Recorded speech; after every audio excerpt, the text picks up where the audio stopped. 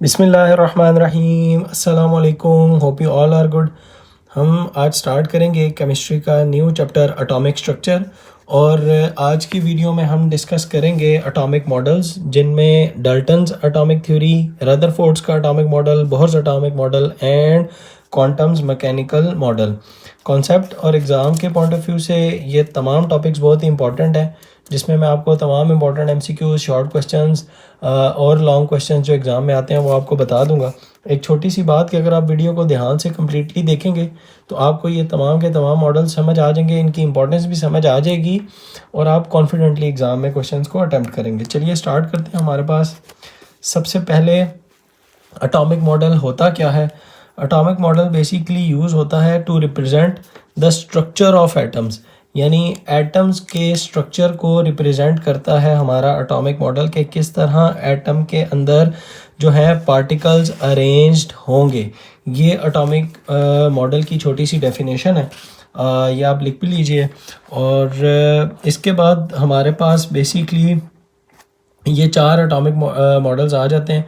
मैं आपको एक छोटी सी बात बताता हूँ, ये ज़रूर ज़हन में रखिएगा कि ये सिर्फ चार ही लोग नहीं थे, यानी ये चार लोग नहीं थे, डाल्टन्स, रदरफोर्ड, बोहर और ये जो अभी रिसेंट चल रही है क्वांटम मैकेनिकल मॉडल, ये सिर्फ यानी यही लोग नहीं थे जिन्होंने एटॉमिक स्ट्रक्चर के ऊपर कुछ काम किया होगा। बहुत ज़्यादा लोग थे, उन्होंने अपनी अपनी थ्योरीज दी।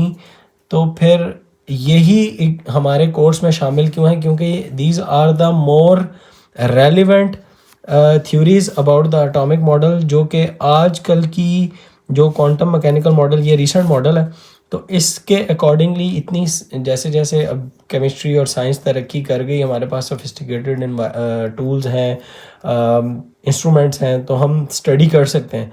तो जो मोस्ट रेलिवेंट एटॉमिक थ्योरीज थी जो एक दूसरे के साथ और आज की थ्योरी के साथ जो लिंक करती हैं, इसलिए ये हमें कोर्स में पढ़ाई जाती हैं। ये आप देख भी सकते हैं। उन्होंने कहा जी कि हमारे पास several important models of an atom had been propose throughout the history, but जितने भी मोस्ट इम्पॉर्टेंट एटॉमिक मॉडल्स जो हैं अभी की रेलिवेंट थ्योरी के साथ, वो ये हैं, जिसमें सबसे पहला आता है Dalton's atomic model. Basically Dalton ने एटॉमिक मॉडल दिया था 1803 में। ब्रिटिश केमिस्ट थे John Dalton presented a scientific theory on the existence and the nature of matter. ये एक एमसीक्यू भी है, ये भी आप मार्क कर लें कि इन्होंने क्या बताया था। इन्होंने मैटर की नेचर और एग्जिस्टेंस के बारे में ये थ्योरी दी थी। This theory is called the Dalton's atomic theory. ये मॉडल नहीं है, ये याद रखना है आपने, ये कोई एटॉमिक मॉडल नहीं है बल्कि ये थ्योरी है। और थ्योरी बेसिकली थ्योरी के कुछ पोस्टुलेट्स होते हैं, यानी कुछ पॉइंट्स होते हैं जिसके ऊपर वो थ्योरी बेस कर रही होती है। Main postulates of his theory are as follows. चार पोस्टुलेट्स हैं, वन बाय वन डिस्कस करते हैं इनको। और ये एग्ज़ाम में आने वाला क्वेश्चन है, इंपॉर्टेंट लॉन्ग ये आता है एग्ज़ाम में, इसको ज़रूर आप याद कीजिएगा। और शॉर्ट क्वेश्चन में भी आ सकता है कि कोई से भी दो पोस्टुलेट्स लिखें, अगर लॉन्ग में आएगा तो लॉन्ग का पार्ट बन के आएगा। अच्छा, पहला पोस्टुलेट है हमारे पास, all elements are composed of tiny indivisible particles called atoms. यानी ये डाल्टन जो थे वो पहले बंदे थे जिन्होंने ये कहा था कि जितने भी एलिमेंट्स हैं वो कंपोज्ड हुए हैं छोटे पार्टिकल्स जो कि फर्दर डिवाइड नहीं होते, further can not be further divided ना, तो एटम। और उन्होंने उन इनडिविजिबल पार्टिकल्स को कहा था जी एटम्स। ठीक है, आजकल की साइंस तो खैर एटम्स को तोड़ के तो अंदर जा चुकी है, लेकिन उनका जो ये मेन पोस्टुलेट था पहला, वो यही था। और उन्होंने फर्स्ट टाइम जो इनडिविजिबल पार्टिकल को नाम दिया था, कहा था जी एटम है। हालांकि अभी की साइंस तो इनडिविजिबल पार्टिकल नहीं मानती ना एटम को। Second, atoms of a particular element are identical. ये आज भी माना जाता है कि एक एलिमेंट के जो पार्टिकल्स हैं वो हमेशा सेम ही होते हैं, और हमें पता है कि वो same element, same type of atom से मिलकर ही एक एलिमेंट बनता है। और they have same mass and same volume. Obviously ये भी उन्होंने कहा था उनका सेम मैस और सेम वॉल्यूम होगा। ड्यूरिंग केमिकल रिएक्शन के दौरान एटम्स कंबाइन और सेपरेट या रीअरेंज होंगे। They combine in simple ratio, बिल्कुल वो सिंपल रेशो के अंदर होंगे, यानी या तो पूरा एक एटम जाएगा, ऐसा नहीं होगा कि हाफ ऑफ द एटम भी जा रहा होगा। यानी कि सिंपल रेशो से मुराद या 1 जाएगा या 2 जाएगा या 3 जाएगा, इस तरह की यानी उन्होंने बताया था कि वो जा रहे होंगे, इस बात का ये मतलब है। Last point, atoms can neither be created nor be destroyed. Atom को ना ही क्रिएट किया जा सकता है ना ही डिस्ट्रॉय किया जा सकता है। ये तो थे जनाब हमारे पास ये 4 पॉइंट्स डल्टन्स एटॉमिक मॉडल के।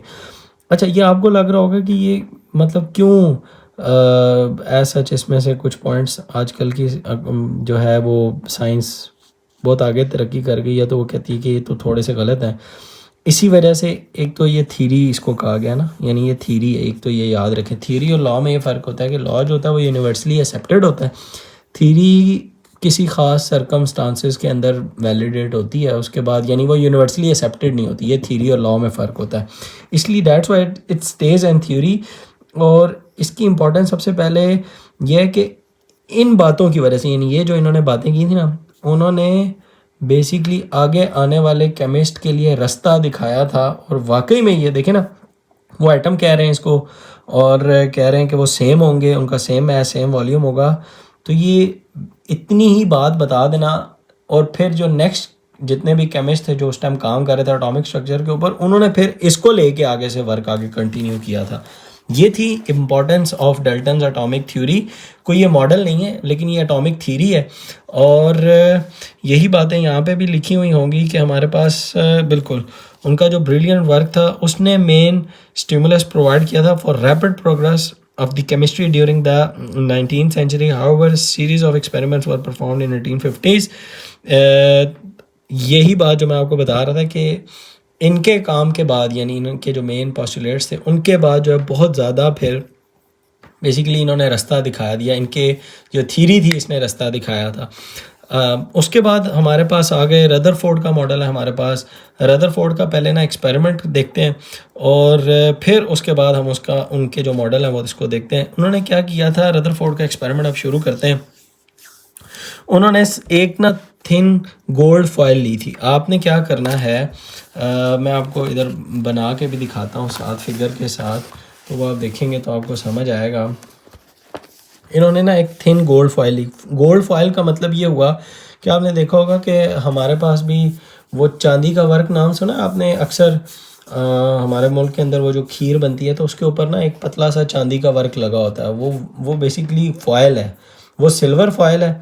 तो इन्होंने क्या किया था, इन्होंने ना एक गोल्ड की फॉयल ली थी और वो ऐसे रखा था, यानी इस तरह समझे पतली सी गोल्ड की फॉयल, और उसकी उन्होंने बताया हुआ है कि वो कितनी उसकी थिकनेस थी। वो थी 0.00004 सेंटीमीटर थिकनेस, यानी ये सेंटीमीटर के अंदर है ये, यानी इतनी उसकी इतनी बारीक थी, इतनी पतली थी। और उसके ऊपर उन्होंने अल्फ़ा पार्टिकल्स बम्बार्ड करवाए थे। और अल्फ़ा पार्टिकल्स कहाँ से लिए थे उन्होंने, पोलोनियम से। पोलोनियम बेसिकली एक रेडियो एक्टिव एलिमेंट है जो कि अल्फ़ा पार्टिकल्स जो है वो इमिट करता है। और अल्फ़ा पार्टिकल जो होते हैं वो बेसिकली हीलियम न्यूक्लियाई के बराबर होते हैं।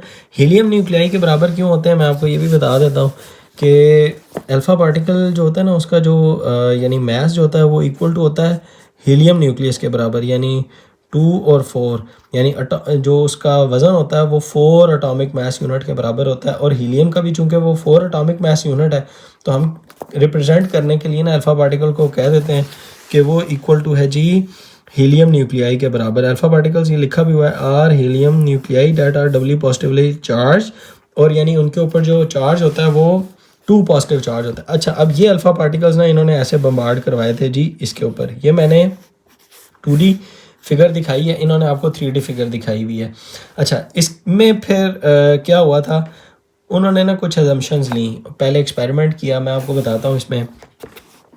उन्होंने देखा जब ये अल्फ़ा पार्टिकल्स बम्बार्ड करवाया ना तो ज़्यादातर जो पार्टिकल्स थे ना वो सीधा ऐसे पीछे जाके ना वो लग रहे थे। अब ये कैसे पता चलेगा कि यानी अल्फ़ा पार्टिकल्स जो हैं वो पीछे निकल गए। उन्होंने ना जिंक सल्फाइड लिया था, वो जिंक सल्फाइड की ऐसे करके ना स्क्रीन ली थी। ये समझ लें, ये जो आपको स्क्रीन नज़र आ रही है जिंक सल्फाइड की स्क्रीन है, ठीक है, फ्लोरेसेंट स्क्रीन उन्होंने लिखा हुआ बेसिकली। तो ये ऐसे करके ना चारों तरफ ऐसे उन्होंने रखी थी देखने के लिए कि ये अल्फ़ा पार्टिकल।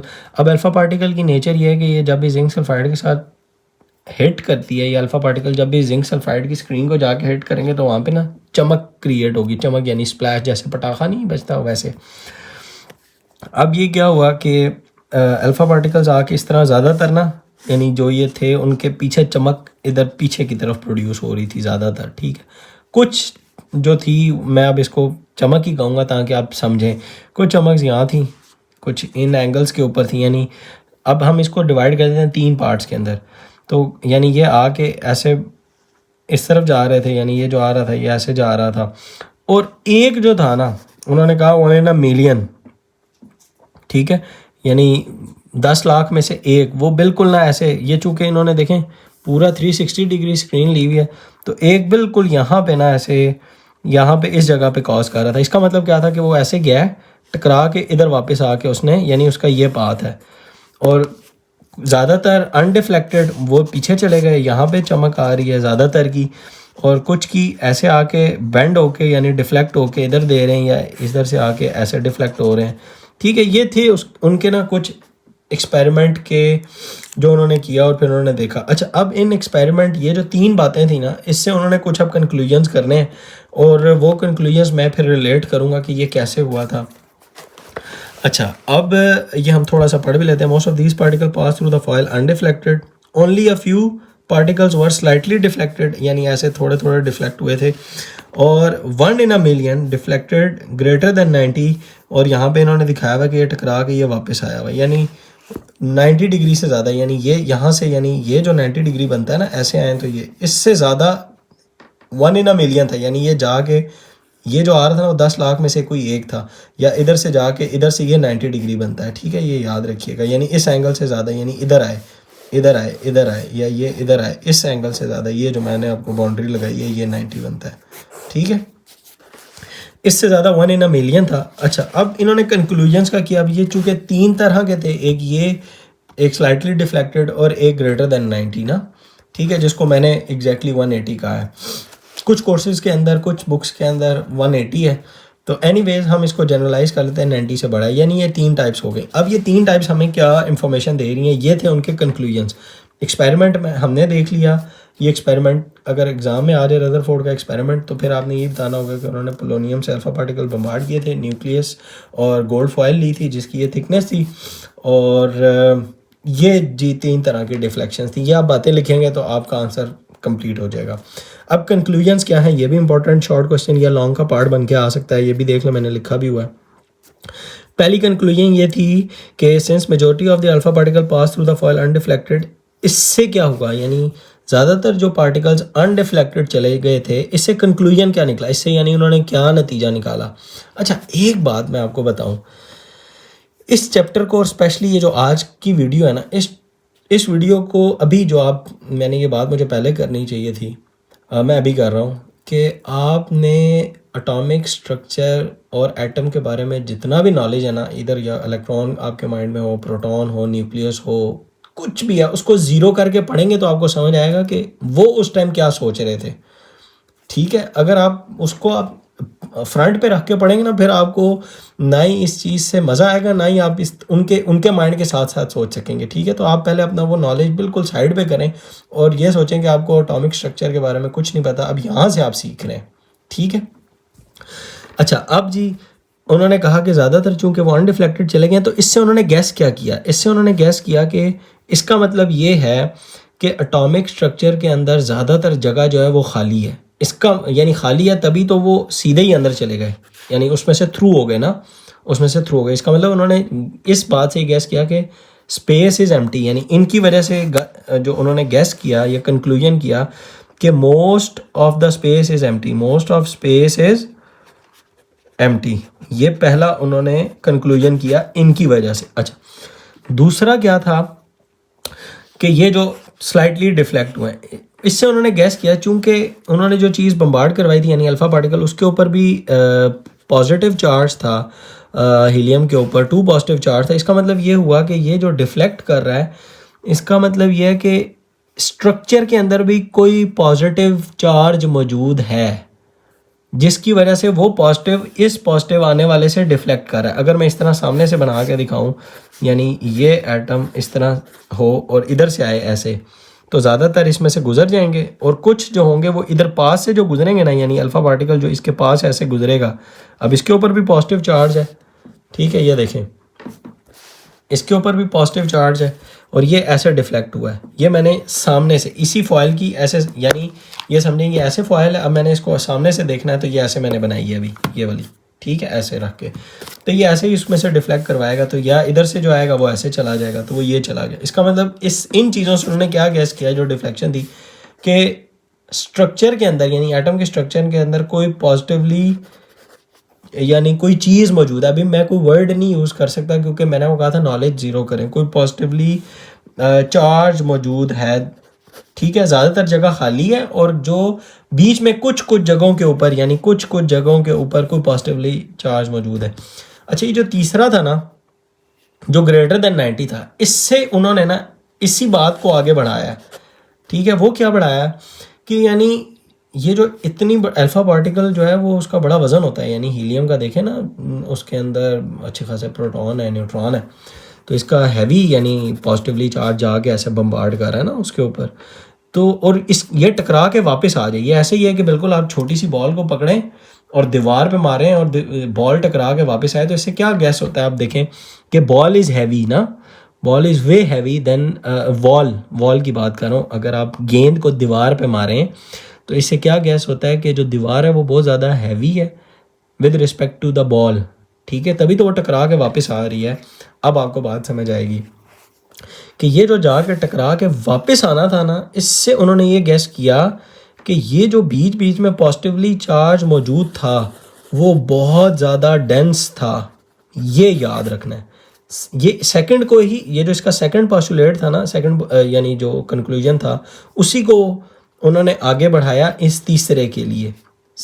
जो सेकंड कंक्लूजन था वो भी यही था ना, पॉजिटिवली चार्ज बीच में मौजूद है, लेकिन थर्ड क्या कहता है कि वो जो पॉजिटिवली चार्ज जो बीच बीच में कई जगह पे मौजूद है वो इतना डेंस है कि हीलियम यानी हीलियम न्यूक्लियाई या अल्फ़ा पार्टिकल जो है वो बम्बार्ड करके उस पर जब बिल्कुल सेंटर पे जाते हैं ना, यानी ऐसे इसके बिल्कुल सेंटर पे जाते हैं तो वापस आ जाते हैं ऐसे ही। ये इतना डेंस है यानी, ठीक है। ये तीन कंक्लूजन्स थे। अब इसको देख लेंगे तो आपको समझ आ जाएगा। Since majority of the alpha particle pass through the foil and reflected, most of the space occupied by an atom must be empty. Second क्या था जी, जो कि greater than 90 degree थे, shows that these particles are deflected by electrostatic repulsion. Obviously nucleus के ऊपर भी positively charge ही है, लेकिन मैंने ज़रा इस बात को explain कर दिया है। थर्ड को इन्होंने वो उस तरह एक्सप्लेन नहीं किया, बस उन्होंने कहा massive alpha particles are not deflected by electrons. कहता है कि जो अल्फ़ा पार्टिकल्स हैं ये डिफ्लेक्ट नहीं हो सकते इलेक्ट्रॉन्स के साथ, क्योंकि मैसिव है ना, अल्फ़ा पार्टिकल मैसिव होते हैं क्योंकि अच्छा खासा वज़न होता है। हीलियम का मतलब यह है कि इसके अंदर 4 पॉजिटिव का मतलब यह है कि इसके अंदर टोटल जो प्रोटॉन और न्यूट्रॉन है वो 4 है, क्योंकि एटॉमिक मास 4 है ना, और 2 इलेक्ट्रॉन पड़े हुए हैं, तो वो एक मैसिव चीज़ है। तो वो अकेला इलेक्ट्रॉन से तो डिफ्लेक्ट नहीं हो सकता, इसका मतलब वो बहुत डेंस कोई चीज़ है दरमियान में। अभी तक मैं न्यूक्लियस का वर्ड यूज़ नहीं कर रहा, आपने भी अभी माइंड से निकाल के पढ़ना है, तब आपको मज़ा भी आएगा ये एटॉमिक थीरीज़ और स्ट्रक्चर्स और मॉडल्स को समझने का कि वो उस टाइम पे फिर क्या सोच रहे थे। अच्छा, फिर कहते हैं ये थी हमारे पास रदरफोर्ड यानी मेड द फॉलोइंग कंक्लूजन्स, ये यहाँ तक ख़त्म है। अब है जी on the basis of this conclusions उन्होंने प्रपोज की थी एक एटॉमिक मॉडल। मेरा ये ज़ाती ख्याल है कि और ये है भी ट्रू, यानी ये जो एक्सपेरिमेंट है ना, ये बेसिकली डिस्कवरी ऑफ न्यूक्लियस के लिए, ये आप लिख लें, ये जो एक्सपेरिमेंट है ये है डिस्कवरी ऑफ न्यूक्लियस का, यानी उन्होंने इसको वर्ड दिया था न्यूक्लियस का, और ये डिस्कवरी ऑफ न्यूक्लियस के लिए एक्सपेरिमेंट है। अच्छा, एटॉमिक मॉडल के लिए ना उनका एक एक्सपेरिमेंट और भी था, वो मैं नाम बता देता हूँ, स्कोप से बाहर है, कैथोड रे ट्यूब, जहाँ पे उन्होंने नेगेटिवली चार्ज पार्टिकल्स को जो सा ना वो फर्स्ट टाइम देखा था कि एटम के अंदर नेगेटिवली चार्ज पार्टिकल भी मौजूद हैं। इससे नहीं पता लग सकता, यानी ये थोड़ा सा इन्होंने ना यहाँ पे गलत लिख दिया है, massive alpha particles are not deflected by electrons. भाई अभी तो आप स्ट्रक्चर पढ़ा रहे हैं, अभी इलेक्ट्रॉन का वर्ड कहाँ से आ गया, ठीक है, ये वर्ड आप यूज़ ही नहीं कर सकते ना अभी, क्योंकि अभी तो हम 1911 में घूम रहे हैं, ठीक है, तो ये नहीं है अभी, और ये तो है ही नहीं बिल्कुल इसकी कंक्लूजन के साथ, ये तो आप देख लें, लेकिन बुक्स में बस होती हैं चीज़ें। एनीवेज हमने वो चीज़ें देखनी है जो हमने चीज़ें सीखनी है ना। अब एग्ज़ाम में आपने लिख देनी है, क्योंकि एग्ज़ाम में बुक इज़ राइट और book is always right. Book के मार्क्स जो आपको मिलेंगे, अगर आप ये लिखा हुआ है तो आप लिखें ज़रूर, तो आपको मार्क्स मिलेंगे। लेकिन एज अ साइंस स्टूडेंट आपको पता होना चाहिए कि ये नहीं है। अच्छा, कैथोड रे ट्यूब से उन्होंने बेसिकली इलेक्ट्रॉन को डिस्कवर किया था। कैथोड रे ट्यूब इनका था एक एक्सपेरिमेंट जिससे थी डिस्कवरी ऑफ इलेक्ट्रॉन। वो और इसको मिला के, यानी इसको और इसको मिला के ना, फिर उन्होंने एक मॉडल जो है ना वो पेश किया था। और भी एक्सपेरिमेंट्स किए होंगे, बहरहाल इस बेस के ऊपर ये एटॉमिक मॉडल पेश नहीं होता। अच्छा, उसके कुछ पॉइंट्स ना मैंने मार्क किए हुए हैं, यानी उसके क्या क्या पोस्टुलेट्स थे। सबसे पहला क्या था, ही प्रपोज्ड अ प्लानिटरी मॉडल। प्लानिटरी मॉडल बिल्कुल उसी तरह, यानी सूरज के गिर्द जिस तरह ये सूरज है और उसके गिर्द बाकी सारे जो प्लैनेट्स हैं, प्लानिटरी मॉडल मतलब प्लैनेट्स हैं वो उसके गिर्द घूम रहे हैं। तो ये मॉडल था इस तरह का कि दरमियान में न्यूक्लियस होगा, यानी सन की जगह न्यूक्लियस है और इलेक्ट्रॉन्स आर रिवॉल्विंग इस तरह ना अराउंड द न्यूक्लियस। बिल्कुल इस तरह नहीं, बस ये समझिए। आगे नेक्स्ट पॉइंट मैं आपको बताता हूँ, वो इस तरह का नहीं था। बहरहाल प्लानिटरी मॉडल था। नेक्स्ट क्या है जी, atom is a neutral particle. ये भी इन्होंने बात की थी कि एटम जो है वो न्यूट्रल पार्टिकल है। फिर क्या था, the mass of an atom is concentrated in a very small, ये है डेंस पॉजिटिवली चार्ज रीजन, कि यानी जितना भी एटम का जो मास है वो बेसिकली न्यूक्लियस के ऊपर डिपेंड करता है। और बाद में ये चीज़ कंफर्म भी हुई कि इलेक्ट्रॉन तो बहुत लाइटर होते हैं, और वो भी हम आगे जाकर पढ़ेंगे भी। थर्ड क्या है जी, he named this region as nucleus. First time discovery of nucleus, और न्यूक्लियस को नाम देने वाले भी रदरफोर्ड ही थे, और वो इस एक्सपेरिमेंट से दिया था। ये डिस्कवरी ऑफ न्यूक्लियस का एक्सपेरिमेंट है, फिर बता रहा हूँ। एनीवेज आगे आ जाएं तो हमारे पास है जी, the electrons are revolving around the nucleus in circles. Electrons जो है वो रिवॉल्व कर रहे हैं न्यूक्लियस के गिर्द सर्कल्स के अंदर। The circles are called orbits. Orbits को नाम भी इन्होंने दिया था the centrifugal force due to the revolution of electrons. Anyways यहाँ तक थे जी हमारे पास इनके मॉडल के पोस्टुलेट्स। अच्छा, अब ये जो मॉडल इन्होंने पेश किया उसके अब कुछ डिफेक्ट्स भी हैं साथ ही ना। अब वो डिफेक्ट्स को दूर किया था बोहर ने। अब वो डिफेक्ट्स क्या हैं, उन डिफेक्ट से पहले मैं आपको इनका मॉडल ड्रॉ करके बताता हूँ, फिर आपको डिफेक्ट समझ आएंगे कि इनका मॉडल था क्या। वो ये नहीं था, इनका मॉडल था ऐसे ना, वो यानी इनका जो इन्होंने पेश किया था ना वो ऐसे दिया था कि ये इलेक्ट्रॉन है, ये दरमियान में न्यूक्लियस है, तो इलेक्ट्रॉन जो है वो ऐसे ऐसे ऐसे घूम रहा है और वो अपनी एनर्जी कॉन्टीन्यूसली रेडिएट कर रहा है। ठीक है, ये इनका मॉडल था। इन्होंने कहा था कि रिवॉल्व कर रहे हैं और इलेक्ट्रॉन अपनी एनर्जी जो है वो कॉन्टीन्यूसली रेडिएट कर रहा है, यानी इलेक्ट्रॉन कॉन्टीन्यूसली अपनी एनर्जी इमिट कर रहा है। रेडिएट से मुराद इमिट कर रहा है। तो बात की केमिस्ट्री ये कहती है कि अगर इलेक्ट्रॉन अपनी एनर्जी इमिट करे तो इसका मतलब वो न्यूक्लियस के करीब आता जाएगा, आहिस्ता आहिस्ता उसका रेडियस छोटा होता जाएगा, तो फिर उसका पाथ ये बनता है। समझ आ रही है उनकी उस बात से कि इलेक्ट्रॉन मस्ट रेडिएट एनर्जी, यानी वो कर रहे हैं, इलेक्ट्रॉन्स रेडिएट कर रहे हैं एनर्जी कॉन्टीन्यूसली, उसकी बात से फिर ये मॉडल बनता है। ठीक है, अब ये ज़हन में रख के आप इनके डिफेक्ट्स पढ़ेंगे तो अब आपको क्लियर हो जाएंगे। Defects in Rutherford's atomic model कहते हैं जी, classical physics suggest that electron being charge particle will emit energy continuously while revolving around the nucleus। ये बात जो मैंने अभी आपको बताई है। thus the orbit of the revolving electron becomes smaller and smaller, इस तरह ये देखें, and at last it should fall into the nucleus, और ये गिर जाएगा, and the atomic structure would collapse। ठीक है, ये डिफेक्ट था जी रदरफोर्ड एटॉमिक मॉडल का। अब वो उन्होंने दिया है नहीं, इस बुक में मेंशन वो भी नहीं है और ये बता दिया। Anyways, if revolving electrons emit energy continuously it should form a continuous spectrum। तो कहता है कि अगर इलेक्ट्रॉन जो है इमिट करते हैं एनर्जी कॉन्टीन्यूसली तो उनका जो स्पेक्ट्रम है, जो आप उसकी लाइट को स्टडी करने का एक फिनोमिना है ना, उसको स्पेक्ट्रम कहते हैं, तो उसका स्पेक्ट्रम कॉन्टीन्यूस होना चाहिए था। लेकिन अभी जब एक्सपेरिमेंट से आप देखते हैं तो जो यानी किसी भी एटम का जो स्पेक्ट्रम होता है वो कॉन्टीन्यूस नहीं होता, वो डिस्क्रीट होता है। ठीक है, ये दो डिफेक्ट्स थे बेसिकली। डिफेक्ट्स क्या हैं, डिफेक्ट्स के साथ उसका सलूशन भी साथ साथ बताया हुआ है ना, और वो रदरफोर्ड का मॉडल एग्जैक्टली वो यहाँ पे बताया है नहीं, कि वो कुछ लाइन लिखी होती ना तब कहते कि हाँ ये मॉडल था। तो ये थोड़ा सा कंफ्यूजिंग है, इसलिए मैंने इस टॉपिक के ऊपर इतना ज़्यादा टाइम लगाया कि आपका ये टॉपिक एटलीस्ट बिल्कुल क्लियर हो जाए, बच्चों को समझ आ जाए कि ये बुक के अंदर थोड़ी सी कन्फ्यूजन है कोई एटॉमिक मॉडल को एक्सप्लेन करने में। तो एनीवेज अब आपको इससे तो ये मेरे इस टॉपिक से, इस लेक्चर से तो ये बात तो समझ आ गई होगी। नेक्स्ट है मेरे पास मॉडल बोहर्स एटॉमिक थ्योरी। अच्छा, अब नील बोहर ने 1913 में काम किया था, यानी इनके 2 साल बाद, ये 1911 का एक्सपेरिमेंट है, ये 1913 का 2 साल के बाद उसी का ये कहते हैं जी was consistent with the Rutherford atomic model, यानी उसी का फॉलो अप है ये। और केमिस्ट आपको पता है इसी तरह ही काम कर रहे होते हैं कि एक दूसरे की जो एक्सपेरिमेंट और उनके कंक्लूजन्स होते हैं उसको फिर उसी काम को फिर आगे बढ़ाते हैं, उसी काम को फिर आगे बढ़ाते हैं ना। तो रदरफोर्ड के जो डिफेक्ट थे उनको दूर किया था जी बोहर ने। और रदरफोर्ड चूँकि अब गलत होने के बावजूद भी उन्होंने देखें इतनी बड़ी बात तो कर दी कि न्यूक्लियस का बता दिया, ये बता दिया कि इलेक्ट्रॉन है और इलेक्ट्रॉन रिवॉल्व कर रहा है। अच्छा, अब ये सिर्फ उन्होंने बताया ना गलत कि इलेक्ट्रॉन जो सा है वो एनर्जी कॉन्टीन्यूसली रेडिएट कर रहा है, बट कितनी बड़ी बात उन्होंने उस टाइम पे कर दी 1911 में कि इलेक्ट्रॉन जो है वो कॉन्टीन्यूसली रिवॉल्व कर रहा है अराउंड द न्यूक्लियस ना। तो ये बहुत बड़ी अचीवमेंट होती है, इसलिए ये इस कोर्स के अंदर है। और यही नेक्स्ट आगे आने वाले जो लोग काम कर रहे थे उनके लिए एक, यानी समझ लें लाइन थी जिसको थोड़ा सा दूर करके तो बेहतर बनाया था। और इसी तरह केमिस्ट जोन से है ना, या साइंटिस्ट जितने भी हैं वो काम कर रहे होते हैं। अच्छा, अब इसका जो अब पोस्टुलेट्स के ऊपर आ जाए, main postulates of the Bohr's atomic theory आ रहा है एज फॉलोज। ये लॉन्ग का क्वेश्चन है।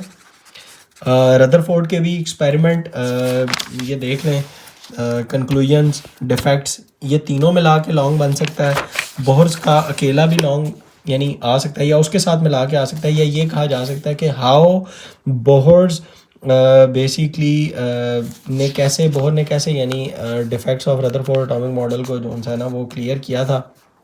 या अब इन्होंने, अब इसके पोस्टुलेट्स पढ़ते हैं तो आपको खुद ही समझ आ जाएगा कि कैसे दूर किया था जी उनके डिफेक्ट्स को। The electron in an atom revolves around the nucleus in one of the circular orbit. उन्होंने कहा था कि जो भी इलेक्ट्रॉन है किसी भी एटम का रिवॉल्व कर रहा होता है around the nucleus in one of the circular orbit. ये डिफेक्ट दूर किया जी सबसे पहले, कि यानी वो अपने ही एक ऑर्बिट के अंदर वो घूम रहा है। Each orbit has a fixed energy, और उसकी अपनी फिक्स्ड एनर्जी होगी। So each orbit is also called energy level. तो हर ऑर्बिट को जो इन्होंने नाम दिया था वो नाम दे दिया था एनर्जी लेवल का। Second point, the energy of the electron in orbit is proportional to its distance from the nucleus. यानी वो जितना दूर होगा, यानी अगर मैं ये बनाऊँ बोहर्स का और मैं लिख दूँ बोहर्स मॉडल, तो इन्होंने कहा था कि ये न्यूक्लियस है और न्यूक्लियस के गिर्द ये मैंने न्यूक्लियस बना दिया है, ये पहला, ये दूसरा एनर्जी लेवल। उन्होंने कहा जी इलेक्ट्रॉन अपने अपने एक ही एनर्जी लेवल के अंदर घूम रहा है और इसकी एनर्जी फिक्स्ड है। ये बात इन्होंने कही है, द फिक्स्ड एनर्जी है पहला पोस्टुलेट में कही। और दूसरे पोस्टुलेट में कही कि जितना दूर होगा, यानी अगर ऊपर वाले जितना दूर है, यानी अब न्यूक्लियस से ये थोड़ा दूर है तो इसकी एनर्जी ज़्यादा होगी, यानी ये एनर्जी लेवल जो सा है, इस एनर्जी लेवल या इस ऑर्बिट की एनर्जी ज़्यादा होगी, इस इलेक्ट्रॉन को ऊपर जाने के लिए ज़्यादा एनर्जी लेनी पड़ेगी, ये मतलब था इसका। Third one is the electron revolves only in those orbits. ठीक है। अच्छा, ये तीसरा थोड़ा सा डिफिकल्ट है, पहले मैं चौथा और पांचवा एक्सप्लेन करता हूँ। लाइट, क्योंकि ये दूसरे के साथ लिंक्ड है ना, तो फिर वो थोड़ा हट के।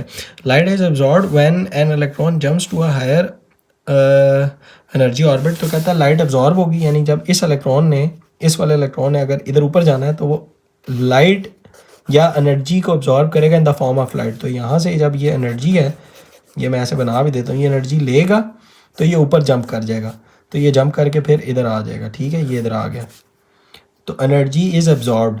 और नेक्स्ट में कहता है कि एनर्जी इज़ इवॉल्व्ड, यानी अगर ऊपर पड़ा हुआ है ये जो इलेक्ट्रॉन है, फ़र्ज़ करें इसमें घूम रहा था और ये उधर से नीचे आ गया, तो ये energy is evolved in the form of light. ये याद रखना है, एनर्जी इज़ इवॉल्व्ड, ये एब्जॉर्ब्ड है और ये इवॉल्व्ड है, इसने एनर्जी वापस दी है। ठीक है, इन्वायरमेंट को समझ लें या सराउंडिंग को, और फिर नीचे आ जाएगा। देखें, अब एनर्जी लेगा तो ऊपर जाएगा, तो इसका मतलब ऊपर वाले की एनर्जी ज़्यादा होगी ना, ऊपर वाले शेल की। यही सेकंड पॉइंट था, ये अब फोर्थ आ गया मेरे पास।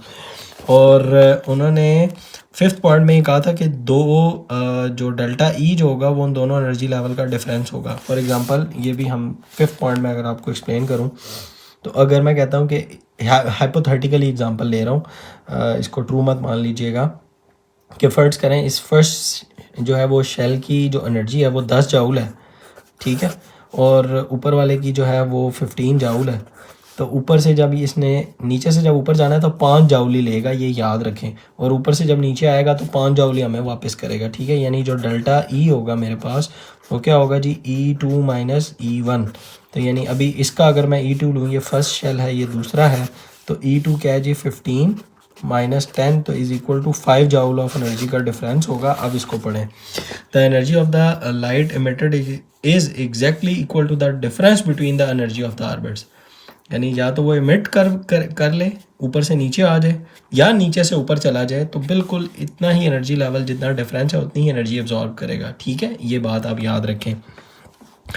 अच्छा, जो थर्ड पॉइंट है ना वो बड़ा इंटरेस्टिंग है, वो इसी को सेकंड करता है, इन्हीं 2 पॉइंट को। वो ये कहता है कि इलेक्ट्रॉन रिवॉल्व करेगा only in those orbits for which angular momentum of the electron is the integral multiple of h/2 पाए, भी इसको कहते हैं। ये 2p लिखा हुआ है, ये 2 पाए है, h/2 पाए, ये 2 पाए मैंने इसको भी करेक्ट किया हुआ है, ये 2p है, 2 पाए है। और h की वैल्यू भी देख लें, एमसीक्यू में अगर आ जाए तो 6.626 इंटू 10⁻⁻34 जाउल सेकेंड, यूनिट भी बता दिया है, पूछ सकता है एमसीक्यू में। और जो प्लांक्स कांस्टेंट h है, h को प्लांक्स कांस्टेंट कहते हैं, उसकी वैल्यू भी बता दी और उसका यूनिट भी बता दिया, ये भी एमसीक्यू में याद रखें। अच्छा, यानी कि अब इंटीग्रल मल्टीपल का मतलब क्या है? इंटीग्रल मल्टीपल का मतलब ये है कि जो फर्स्ट शेल होगा, ये मैं दोबारा बनाता हूँ, जो फर्स्ट शेल है वो इंटीग्रल मल्टीपल यानी h/2 पाए है ना, 2 पाए, तो NH/2 पाए है पूरी वैल्यू, यानी इंटीग्रल मल्टीपल ऑफ h/2 पाए, यानी जो फर्स्ट शेल का होगा ये जनरल आ गया, तो फर्स्ट शेल के लिए मेरे पास होगा 1h/2 पाए, और सेकंड के लिए इसकी वैल्यू होगी 2h/2 पाए, ठीक है। 2 is the value of n, और n क्या होता है जी, number of shell. Integral multiple फिर देखें, आपको समझ आएगा। The electron revolve only in those orbit for which the angular momentum of the electron is an integral multiple of h/2 pi, ठीक है। ये आप याद रखें, मैंने पूरा फार्मूला आपको दे दिया। NH/2 पाए इसका फार्मूला है, n फर्स्ट ऑर्बिट के लिए 1h/2 पाए, सेकंड के लिए 2h/2 पाए। अब ये h की वैल्यू भी दी हुई है, 2 की वैल्यू भी आपको पता है, और साथ पाए कांस्टेंट है, इसकी वैल्यू आप डालें तो आपको फर्स्ट शेल की बेसिकली एनर्जी मिल जाएगी, ठीक है। ये याद रखें। ये था मेरे पास थर्ड पॉइंट, जो इसलिए मैंने एंड पे समझाया। ये आपको समझ आ गया? इंटीग्रल मल्टीपल ऑफ यानी n मल्टीप्लाई बाय h/2 पाए, इंटीग्रल मल्टीपल ऑफ h/2 पाए का ये मतलब है। अच्छा, फिगर लाजमी बनाइएगा जी एग्ज़ाम में, बोहर एटॉमिक मॉडल की फिगर लाजमी बनाइएगा। और एक छोटा सा इंपॉर्टेंट शॉर्ट क्वेश्चन भी है, ये नज़र से स्टूडेंट के नहीं गुजरता, कि Bohr atomic model does not depict the 3 dimensional aspect of an atom. इन्होंने 2 डायमेंशनल एस्पेक्ट तो बता दिया, लेकिन 3 डायमेंशनल एस्पेक्ट नहीं बताया, तो ये डिफेक्ट है बोहर्स एटॉमिक मॉडल का। ये आप लिख लें, अगर आपको आ जाए कि एग्ज़ाम में कि बोहर्स एटॉमिक मॉडल का डिफेक्ट लिखें, तो आपने लिखना है कि जी वो 3 डायमेंशनल एस्पेक्ट नहीं बताता।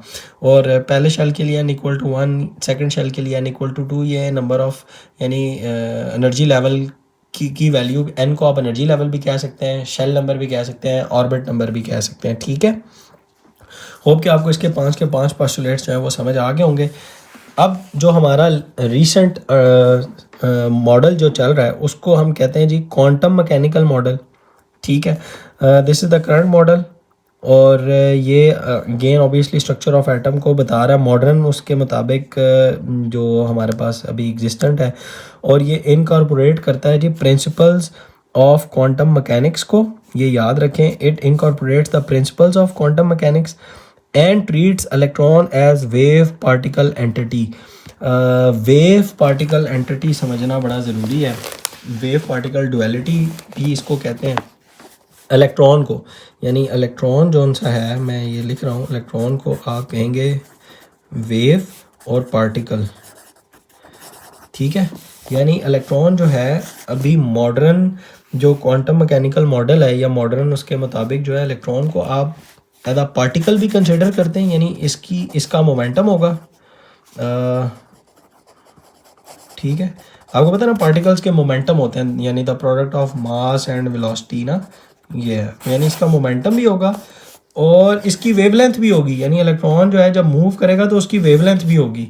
तो इसलिए इसका जो नाम है वो पड़ता है वेव पार्टिकल, यानी इलेक्ट्रॉन की वेव नेचर भी है। ये दो अलग अलग चीज़ें, जैसे लाइट की वेव नेचर होती है ना, तो इलेक्ट्रॉन की वेव नेचर भी है, और इलेक्ट्रॉन एज अ पार्टिकल भी मूव करता है, यानी उसका एक मोमेंटम भी है। तो रिसेंट जो है हमारी समझ लें मॉडल, वो इसको देखता है इलेक्ट्रॉन को as a wave particle entity. ये वर्ड था, ये अच्छा था समझाने वाला, इसलिए मैंने ये भी समझा दिया, और ये भी आएगा भी नीचे दोबारा से, ये भी हम देखते हैं। अच्छा, दूसरा मैं आपको ये भी बता देता हूँ, अगर आप वेव नेचर के बारे में थोड़ा सा और भी डिग डाउन करना चाहते हैं, बल्कि ये है भी आगे इधर ना, चलें ये अभी आएगा इधर, हम इसको भी बता देते हैं। फिर है जी हिजनबर्ग अनसर्टेनिटी प्रिंसिपल, और हिजनबर्ग अनसर्टेनिटी प्रिंसिपल से पहले क्वांटम मैकेनिकल मॉडल के आपने तीन बातें अगेन याद रखनी है। एक ये कि वो प्रिंसिपल्स ऑफ क्वांटम मैकेनिक्स को इनकॉर्पोरेट करता है। नंबर 2, वो इलेक्ट्रॉन को देखता है as a wave particle entity. और नंबर 3, द मोस्ट इम्पॉर्टेंट, कि उसके कोई एग्जैक्ट ऑर्बिट्स नहीं होंगे, बल्कि वो अपने प्रोबेबिलिटी रीजन्स कॉल्ड ऑर्बिटल्स, यानी ऑर्बिटल्स में घूम रहा होगा, यानी उसका कोई फिक्स्ड ऑर्बिट नहीं होगा। बोर ने तो कहा था ना वो अपने फिक्स्ड एनर्जी लेवल में घूम रहा है।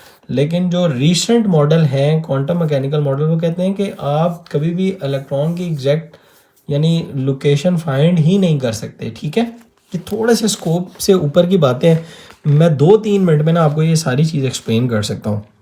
वो ये कहते हैं कि आप कभी भी इलेक्ट्रॉन की जो है एग्जैक्ट लोकेशन जो है वो फाइंड नहीं कर सकते, आप प्रोबेबिलिटी फाइंड कर सकते हैं। यानी इलेक्ट्रॉन की प्रोबेबिलिटी क्या है, यानी वो कहते हैं कि शायद इलेक्ट्रॉन जो है 95% चांस है, और यही ऑर्बिटल की डेफिनेशन भी है, कि जहाँ पे इलेक्ट्रॉन की जो प्रोबेबिलिटी हो एग्जिस्टेंस की वो 95% हो, तो उसको आप ऑर्बिटल भी कहते हैं। ये भी लिखा हुआ है 95%, ठीक है, प्रोबेबिलिटी, ये याद रखें, कॉल्ड एन ऑर्बिटल, या orbital is the region of space where the electron lives. ठीक है, यानी कि अब ये जो इसका पाथ है ना, ये समझ लें कि एग्जैक्टली नहीं पता कि ये यही है, लेकिन 95% प्रोबेबिलिटी होगी ऑर्बिटल के ऊपर, कि यानी आप ये कहेंगे कि जहाँ पे 95% प्रोबेबिलिटी है ना इलेक्ट्रॉन की, तो आप उसको कहेंगे कि ये ऑर्बिटल है। समझ आइए आपको बात। तीसरा थोड़ा सा कंफ्यूजिंग है पॉइंट। अच्छा, ये भी इन्होंने बता दिया, where electrons are likely to be found, यानी वहाँ पे इलेक्ट्रॉन जो है वो 95% चांस होगा कि ऑर्बिटल के अंदर मौजूद है, एग्जैक्ट ऑर्बिट नहीं पता। इन शॉर्ट, इसका एग्जैक्ट कोई फिक्स्ड नहीं है, बस प्रोबेबिलिटी है कि हाँ यहाँ पे 95% हो सकता है, उसको ऑर्बिटल इसने कहा था क्वांटम मैकेनिकल मॉडल ने। अच्छा, अब वो जो हिजनबर्ग अनसर्टेनिटी प्रिंसिपल है वो भी यही कहता है, ये भी है आपके इसी कोर्स के अंदर, वो ये याद रखिएगा, इसकी स्टेटमेंट है, वो ये कहता है कि आप इलेक्ट्रॉन की ना एक टाइम के ऊपर दो चीज़ें फाइंड नहीं कर सकते, यानी उसकी एग्जैक्ट लोकेशन और उसकी वेलोसिटी, ये दो चीज़ें आप एक टाइम पे फाइंड नहीं कर सकते। यानी मोमेंटम, लोकेशन से मुराद ये है कि उसका मोमेंटम, यानी उसका मोमेंटम और उसकी वेलोसिटी आप एक टाइम पे फाइंड नहीं कर सकते। ये था हिजनबर्ग अनसर्टेनिटी प्रिंसिपल। ये देखें, the principle states that it is impossible to simultaneously determine the exact location, यानी मोमेंटम, एग्जैक्ट लोकेशन से मुराद momentum, and future trajectory of an atom of electron, इसको आप मोमेंटम के तौर पर देख लें, और फ्यूचर ट्रैजेक्टरी का मतलब है उसकी वेलोसिटी या उसकी स्पीड। ठीक है, आप एक टाइम पे ना उसका मोमेंटम फाइंड कर सकते हैं ना वेलोसिटी। अगर मोमेंटम फाइंड करेंगे यानी लोकेशन फाइंड करेंगे तो वेलोसिटी मिस हो जाएगी, और अगर वेलोसिटी फाइंड करेंगे तो यानी फिर उसकी लोकेशन आपको नहीं पता होगी। समझ आई? ये हिजनबर्ग का अनसर्टेनिटी प्रिंसिपल है। यानी ये अनसर्टेनिटी है ना, कि यानी एक चीज़ पे पता होती है तो दूसरी हमें नहीं पता होती। ठीक है, और ये delta x dot delta P के तौर पर भी इसकी जो है मैथमेटिकल फॉर्म भी है, लेकिन वो आपके स्कोप उसके कोर्स में नहीं है, तो बस चलें हम इसको ऐसे ही छोड़ देते हैं। अच्छा, अब इसके अंदर इन्होंने क्या लिखा हुआ है वो भी मैं आपको सारा बता देता हूँ। अच्छा, इसमें वही बात लिखी हुई है कि ऑर्बिटल के बारे में ना सारा एक्सप्लेन किया हुआ है, अब आपको ये समझ आएगा। उसने कहा जी कि अगर आप हाइड्रोजन एटम लेते हैं और उसका एक ही इलेक्ट्रॉन है, और आप डिसाइड करते हैं कि ऑब्जर्व करें the position of that single electron at a given moment, तो आपने डिसाइड किया कि आप इसकी किसी भी मोमेंट के ऊपर इलेक्ट्रॉन की लोकेशन जो है ना वो आपने फाइंड की। अगर आप इसी प्रोसेस को रिपीट करते हैं तो कहता है कि आपको फिर अब उसकी ओरिजिनल पोजीशन वहाँ नहीं मिलेगी, कहीं और मिल रही होगी, यानी अब वो कहीं और चला गया। ठीक है, इसी तरह कहता है continuous repetition of this process. अब ये करते रहते हैं तो अब आप देखें आपको उसकी लोकेशन नहीं पता चल रही। एक दफ़ा आपने देखा वो इधर था, ठीक है, एक दफ़ा देखा वो इधर था, दूसरी दफ़ा देखा वो कहीं और था, तीसरी दफ़ा देखा वो कहीं और था, इस तरह करके ना। और अगर आप इसी पैटर्न को रिपीट करें तो आपको वो कहता है कि आप उसका ना एक प्रोबेबल या पॉसिबल रीजन बता देते हैं कि अभी वो कहाँ होगा। समझ आ रही है? Continuous repetition of this process allows the gradual construction of a three-dimensional map representing the likely locations where the electron is expected to exist। ठीक है, यानी और ये बात कर रहा है जी ऑर्बिटल की, यानी expected to exist का मतलब है ऑर्बिटल, यानी 95% प्रोबेबिलिटी जहाँ पे हो। फिर कहता है जी this makes it impossible to draw the orbit of the electron around the nucleus। यानी ये impossible है कि आप ना ड्रॉ करें इस तरह का ना एक ऑर्बिट कि इलेक्ट्रॉन जो है ना वो इधर ही घूम रहा है। नहीं, वो कभी हो सकता है यहाँ हो, कभी हो सकता है यहाँ हो, कभी हो सकता है यहाँ हो, कभी हो सकता है वो यहाँ पे हो। समझ आ रहा है? तो ये एक पैटर्न है। और इस तरह की प्रोबेबिलिटी, यानी आप फिर ना अब देखें प्रोबेबिलिटी क्या होता है, गैस होता है ना कि इतने % चांस है। तो अब इसका जो पाथ है वो चांस के ऊपर आ गया, यानी हम कहेंगे कि अब मौजूद ही है कि हो सकता है 95% प्रोबेबिलिटी है कि वो यहाँ पे हो ना, तो उसको ऑर्बिटल कहेंगे। अब होप कि आपको ये बात समझ आ गई होगी कि ऑर्बिटल में फ़र्क क्या है। सही है, ऑर्बिट में तो उन्होंने तो कह दिया जी फिक्स्ड एनर्जी ऑर्बिट है, वो घूम रहे हैं बस अपने ही उसके गिर्द ना। लेकिन रीसेंट ये कहती है, मैं सम अप कर रहा हूँ इस पूरी बात को, रीसेंट ये कहती है कि आपके पास कोई न्यूक्लियस है, उसके गिर्द अब ये उसका कोई फ़र्ज़ करें ये कोई इलेक्ट्रॉन का एक पाथ है, तो वो ज़रूरी नहीं कि इसमें हो। कहता है कि वो कहीं यहाँ होगा, कभी यहाँ होगा, कभी यहाँ आप लोकेट करेंगे, कभी उसे यहाँ लोकेट करेंगे, तो उसका कोई एग्जैक्ट पाथ हो ही नहीं सकता। अब प्रोबेबिलिटी हो गई ना उसकी कि पॉसिबिलिटी है कि ऑर्बिटल जो है वो 95% जहाँ पे इलेक्ट्रॉन एग्जिस्ट कर रहा है उसको ऑर्बिटल कहते हैं। या मैं एग्जैक्ट आसान अल्फाज में लिखूँ तो आप लिख लें ऑर्बिटल की definition, where the probability of electron is 95%। ठीक है, जहाँ पे उसके एग्जिस्ट करने की प्रोबेबिलिटी 95% हो उसको ऑर्बिटल कहते हैं। तो अब ये इस तरह के उसके कुछ पैटर्न बन सकते हैं। ये मैं भी अभी आपको सिर्फ एक्सप्लेन करने के लिए बता रहा हूँ, हो सकता है वो ये भी ना हो। एनीवेज, उसके बाद हमारे पास ये था ऑर्बिटल, ये हमारा कंप्लीट हो चुका। अब वो बात आती है सेकंड वाली बात, ये अभी तीसरा जो इसका पॉइंट था ना ऑर्बिटल, ये इसके ऊपर इतनी डिस्कशन हो रही थी। अब वो जो सेकंड बात थी इस क्वांटम मैकेनिकल मॉडल की कि वेव पार्टिकल एंटिटी, यानी या वो वेव के तौर पर एग्जिस्ट करेगा या वो पार्टिकल के तौर पर। अब ये दो छोटे छोटे पैराग्राफ के अंदर ये दो बातें लिखी हुई हैं। अच्छा, सबसे पहले ये किसने कहा था जी? 1924 में कहा था लुइस डी ब्रोगले ने कि डुअल नेचर होती है जी इलेक्ट्रॉन की, डुअल नेचर। इसीलिए मैंने इस वर्ड को वेव पार्टिकल डुअलिटी भी लिखा था। डुअल नेचर से मुराद कि इलेक्ट्रॉन की कि उसकी वेव नेचर भी है और उसकी पार्टिकल नेचर भी है। मैंने अभी आपको यहाँ पे बताया भी कि वेव नेचर और पार्टिकल नेचर से क्या मुराद है कि पार्टिकल नेचर से मुराद उसका मोमेंटम होगा और वेव नेचर से मुराद उसकी वेव लेंथ होगी, यानी वो एज अ लाइट, जैसा लाइट है ना, मैं ये नहीं कह रहा कि वो लाइट के तौर पर, यानी वो ऐसे मूव कर रहा होगा इलेक्ट्रॉन, ऐसे जिस तरह वेव मूव करती है। ठीक है, और यानी इसके तौर पर भी मूव कर रहा होता है, और पार्टिकल के तौर पर का मतलब यह है कि ऐसे स्ट्रेट भी मूव कर रहा है। जैसे किसी भी बॉडी का मोमेंटम होता है तो आप उसको देखते हैं ना, ऐसे स्ट्रेट मूव कर रहा है। ये दो मतलब है इसके, यानी इसकी ये दोनों ही नेचर है। ये डुअल नेचर ऑफ इलेक्ट्रॉन की। ही सजेस्टेड दैट सब atomic particles like electrons can exhibit both particle like nature and wave like nature, और इसकी वजह से बहुत ज़्यादा ओपन हो गए। अच्छा, इन्होंने तो ये सिर्फ यानी प्रपोज किया था ना, ये इन्होंने प्रपोज किया था। इसको एक्सपेरिमेंट से ट्रू किसने किया था?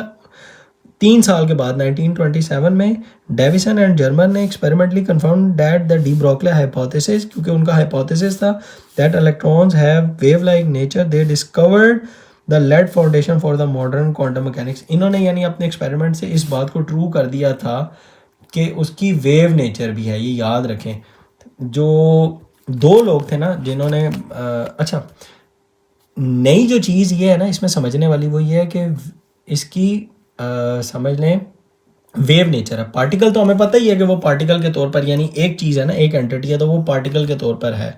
ठीक है, नई चीज़ इसमें क्या है आप बच्चों के लिए कि उसकी अच्छा वेव नेचर है।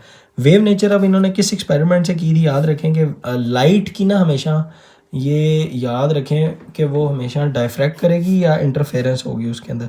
तो डायफ्रैक्शन और इंटरफेरेंस जब इलेक्ट्रॉन ने कर दी ना इन अपने एक्सपेरिमेंट के अंदर, तो यहाँ से कंफर्म हुआ कि हाँ इलेक्ट्रॉन की आपका अल्लाह भला करे वेव नेचर भी है। ये मैं बना भी देता हूँ इलेक्ट्रॉन की, यानी ये वेव और ये पार्टिकल। हमें मैं बता देता हूँ कंपेयर करके कि वेव का किसने कहा था जी, लुइस डी ब्रोगले ने, और पार्टिकल का किसने कहा था, मैं सिर्फ नाम जल्दी जल्दी बता रहा हूँ, जे थॉमसन ने। पार्टिकल के बारे में जे थॉमसन ने कहा था।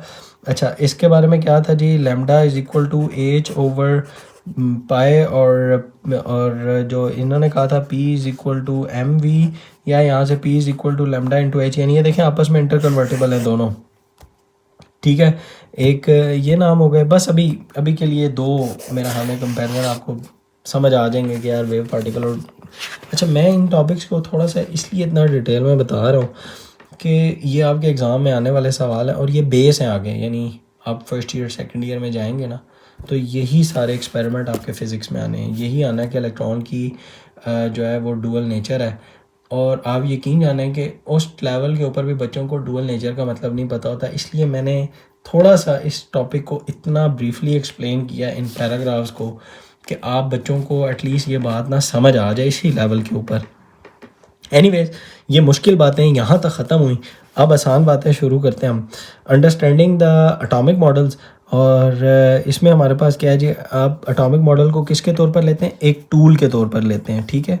और एटॉमिक मॉडल बेसिकली एक टूल होता है कि एटम के बिहेवियर और स्ट्रक्चर को समझने के लिए और केमिकल रिएक्शंस के साथ वो किस तरह इंटरेक्ट करेगा उसको देखने के लिए। उसके बाद है simple view of the structure of an atom. अब जब ये सारे हमने पढ़ लिए तो अब हमने कंक्लूड क्या किया, हमने अब यहाँ पे यानी ये मॉडर्न भी पढ़ लिया, प्रीवियस हिस्ट्री के बाद वो डायरेक्ट मॉडल पे हमें ले आया, मॉडर्न यानी क्वांटम मैकेनिकल मॉडल के ऊपर ले आया। अब हम इसको ना कंक्लूड कर रहे हैं इस टॉपिक के अंदर, और वो ये कह रहे हैं कि द न्यूक्लियस जो होगा ऑफ एन एटम का is in the centre, it contains protons and neutrons, ठीक है। ये मैं सारा बना के भी दिखाता हूँ। Protons and neutrons are collectively called nucleons, यानी प्रोटॉन न्यूट्रॉन को कलेक्टिवली न्यूक्लियॉन्स कहते हैं। The nucleus is surrounding by the electrons in the shells. और फिर ये इंपॉर्टेंट बातें हैं, protons and neutrons are massive particles, यानी वज़न के लिहाज से बात हो रही है, बड़े। The mass of electron is so small, so in practice the mass of an atom is concentrated in the nucleus, यानी आप जो है जब किसी एटम का मास निकालते हैं ना, तो आप इलेक्ट्रॉन का मास इतना छोटा है कि वो निग्लिजिबल है, ये मतलब बात लिखी हुई है, और या नेक्स्ट पे भी बातें लिखी हुई हैं। यानी आप सिर्फ और सिर्फ फिर क्या करेंगे, न्यूक्लियस का मास ही निकाल लें तो आप कहेंगे ये एटम का ही मास है, क्योंकि इलेक्ट्रॉन बहुत छोटा है और उसका मास की कोई कंट्रीब्यूशन ही नहीं है टोटल एटॉमिक मास के अंदर, ठीक है। ये अगर टेबल है भी वो हमारी नेक्स्ट वीडियो में आ जाएगा, हमें यहाँ से फिर पता भी चल जाएगा। लेकिन अभी के लिए सिर्फ इतना कि यानी अब मैं अगर इसको सम अप कर दूं और साथ ही ये जो न्यूक्लियर फोर्स है इसको भी मैं सम अप करूँ ना, एक डायग्राम के साथ एक्सप्लेन कर सकता हूँ मैं आपको ना, तो ये आपका क्लियर हो जाएगा। चलें आज फिर हम इसको भी सम अप कर देते हैं इस टॉपिक को।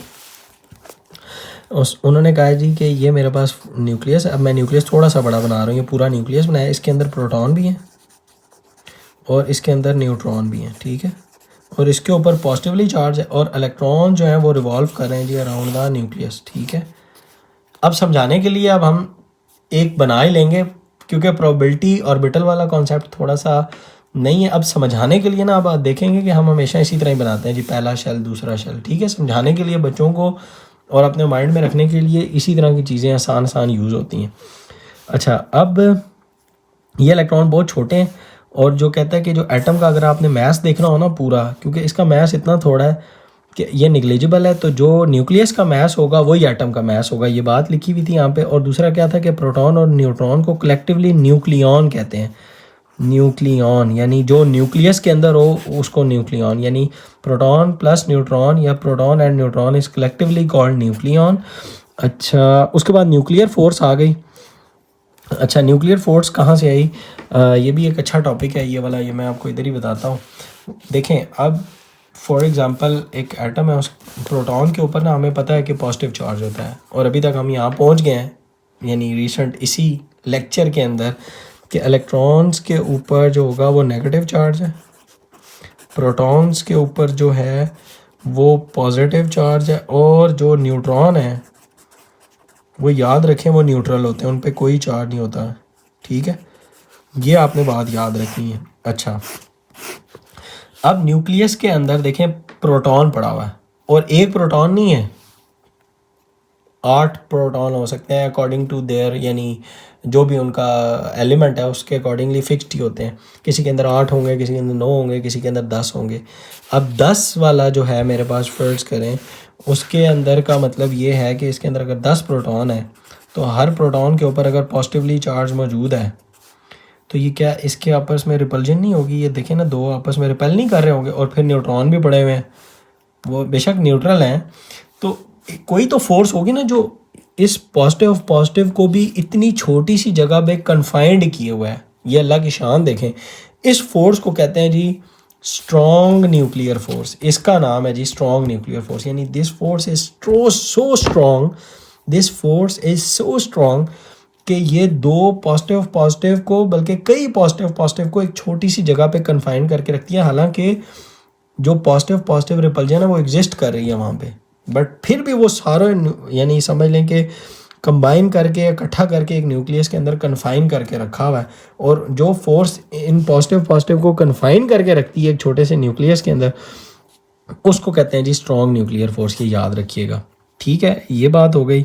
अच्छा, न्यूक्लियस जो है वो बनता है, अब मैं आपको एमसीक्यूज बता रहा हूँ। न्यूक्लियस जो है वो बनता है न्यूक्लियर फोर्स की वजह से, स्ट्रॉन्ग न्यूक्लियर फोर्स की वजह से, और जो एटम है वो बनता है इलेक्ट्रोस्टैटिक फोर्स की वजह से। यानी अब इलेक्ट्रॉन है ना, देखें ना, ये इसके गिर्द घूम रहा है। अब ये पॉजिटिव एज अ होल, इसके ऊपर तो पॉजिटिव चार्ज है, अब ये इसको पॉजिटिव नेगेटिव के ऊपर जो फोर्स ऑफ अट्रैक्शन है, इसको इलेक्ट्रोस्टैटिक कहते हैं फोर्स।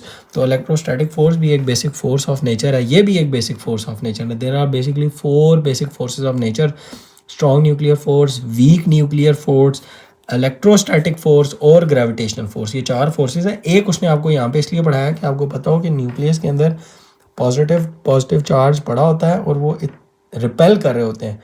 अब अगर स्ट्रॉन्ग न्यूक्लियर फोर्स ना होती तो ये तो बिखर जाते, यानी इतनी रिपल्जन होती कि एक दूसरे से दूर दूर जाते, तो न्यूक्लियस तो फिर कोलैप्स कर जाता है ना, एटॉमिक स्ट्रक्चर फिर होता ही नहीं। तो वहाँ पे साइंटिस्ट ने ये देखा कि यार कैसे कि इतनी छोटी सी जगह के ऊपर इतने ज़्यादा पॉजिटिव चार्जेस पड़े हुए हैं। तो उन्होंने फिर वो जो फोर्स को नाम दिया, उन्होंने कहा जी ये बेसिक फोर्स है स्ट्रॉन्ग न्यूक्लियर फोर्स। ऑब्वियसली ये अल्लाह की शान है, ये इसको इस तरह भी देखें ना कि ये अल्लाह की शान है कि उन्होंने अल्लाह ताला ने इस तरह एक छोटे से जगह के ऊपर पॉजिटिव को भी इकट्ठा करके रखा हुआ है और हर चीज़ अपनी जगह पे घूम रही है। तो इस तरह भी देखा करें चीज़ों को। होप कि अब आपको ये सारी चीज़ें समझ आ गई होंगी कि strong nuclear force is a fundamental force. अब इसको ज़रा देख लेते हैं हम कि इसमें क्या लिखा हुआ है। ये सारी बातें मैंने आपको बता दी हैं। उसने कहा जी न्यूक्लियस मस्ट ब्रेक अपार्ट, अगर ये पॉजिटिवली चार्ज एक दूसरे के ना होते, the positively charge proton must cancel each other out and the nucleus must, यानी ना कोई फोर्स होती तो इतने दूर दूर ये जाते और ये ब्रेकआउट कर जाता। But atoms are stable and have existed for billions of years. कहते हैं कि फिर इसका मतलब ये हुआ कि there must be some force in between them ना, उस फोर्स को निकाली, the force that binds protons and neutrons together is a strong force या स्ट्रॉन्ग न्यूक्लियर फोर्स, और this force is called the strong nuclear force. This is defined as the strong attractive force. अब ये वैसी बातें कर रहा है। अब एक एमसीक्यू ये पढ़ा हुआ है जी this force is stronger than the electrostatic और मैग्नेटिक फोर्स। एक बात, अच्छा अब ये फोर्स एग्जिस्ट कहाँ कहाँ करती है? न्यूट्रॉन और प्रोटॉन के दरमियान भी, प्रोटॉन और प्रोटॉन के दरमियान भी, और न्यूट्रॉन एंड प्रोटॉन के दरमियान भी। यानी कि इस न्यूक्लियस के अंदर अगर न्यूट्रॉन भी है तो न्यूट्रॉन के दरमियान भी फोर्स है। ये मैं ब्लैक पेन से ड्रॉ कर रहा हूँ, ठीक है, ये देख लें कि न्यूट्रॉन के दरमियान में भी फोर्स है, प्रोटॉन के दरमियान में भी फोर्स है जो इसको इकट्ठा करके रखी हुई है ना, और प्रोटॉन न्यूट्रॉन के दरमियान में भी फोर्स है। ये बात लिखी हुई थी यहाँ पे, ठीक है। अच्छा नेक्स्ट, तो अब हम नेक्स्ट वीडियो में पढ़ेंगे इंशाल्लाह। होप कि आपको ये तमाम एटॉमिक मॉडल्स जो हैं वो समझ आ गए होंगे। मैंने काफ़ी डिटेल में एक्सप्लेन किए हैं। वीडियो को लाइक कर दें, अपने दोस्तों के साथ शेयर कर दें, और मज़ीद कंसेप्ट के लिए चैनल को भी सब्सक्राइब कर दें। मिलते हैं नेक्स्ट वीडियो के साथ। अल्लाह हाफ़िज़।